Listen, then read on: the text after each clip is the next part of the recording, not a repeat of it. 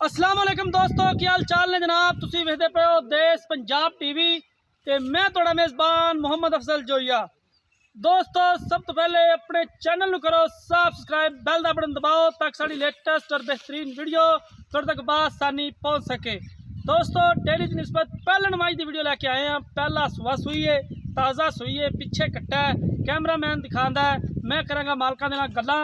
ए मेरे सज्जे पासे मैं चढ़दी फिरदी है, बड़ी खूबसूरत है, चिट्टी अख है, काठा च मुड़िया सिंगे ते खुड्डा पुट्ठा हड्डी जात पात सब कैमरे की नज़र है।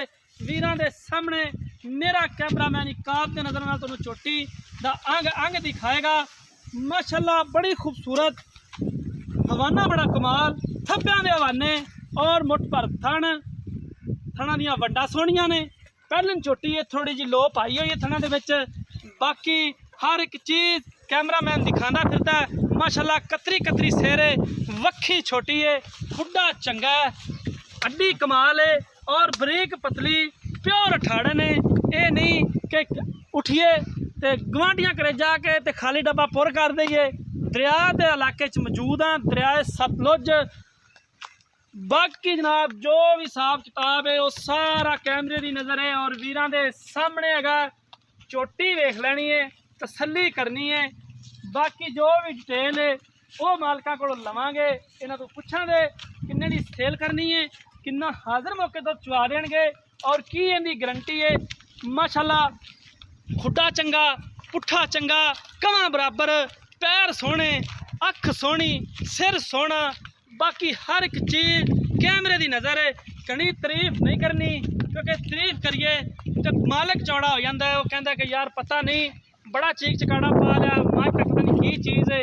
बाकी माशाल्लाह जिथे भी ठल देइए उत्थे ही मैं जम जाती चरण वास्ते। टोरा फेरा करके वाली माशाल्लाह कूंज रंगी है, स्याह काली है, नीली का ब्लैक गोल्ड है, बड़ी कमाल है।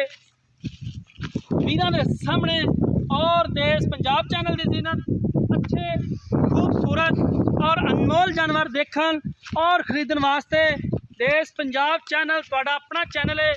लाइक करो, शेयर करो और अपनी राय का इजहार लाजमी करा करो। ए पिछे कट्टा लाने मालकां नूं, बाकी गल्लां पुछ लैने की हिसाब है, कितने की सेल करनी है। इत्थे आ जाए मियाँ, ओ मियाँ इधर आ जा। अस्सलाम वालेकुम, की हाल है?